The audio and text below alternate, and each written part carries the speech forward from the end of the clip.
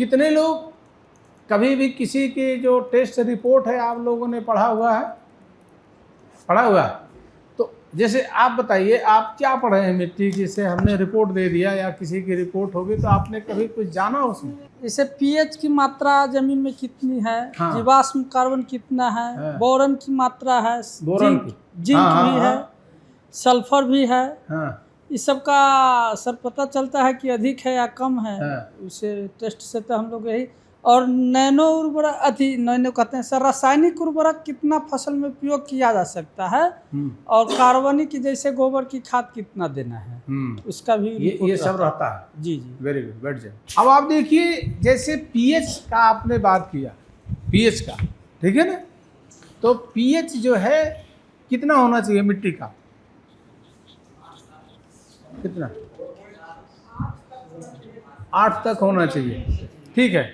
अब बैठ जाइए। अब आप देखिए, ये जान रहे हैं, आप लोग भी जानिए, अगर आपकी मिट्टी का जो पीएच मान है, जो आपने नमूना कराया है, 6.5 से 7.5 के बीच में है, तो मान के चलिए कि सारे के सारे पोषक तत्व तो आपकी ज़मीन में उपलब्ध हैं। ये तो पहला जो है एक मानक हुआ।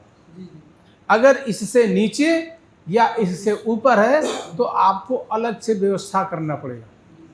अगर एसिडिक सॉइल है तो आपको चूना डालना पड़ेगा, अगर आपको क्षारीय सॉइल है तो आपको ये फास्फोजिप्सम और ये सब सारी चीज़ें डाल करके, आपका जिप्सम डाल करके सही करते हैं। नहीं होता है उसमें तो आप जो है चुटकियों में जैसे आप ग्रीन मैन्योरिंग करते हैं, ठीक है। कभी भी आपका ज़मीन जो है ख़राब नहीं होगी जब आप ग्रीन मैन्योरिंग करेंगे, गोबर की खाद डालेंगे, बायो फर्टिलाइज़र डालेंगे, ठीक है, बायो डिकम्पोजर डालेंगे, तो आपकी ज़मीन कभी ख़राब नहीं होगी।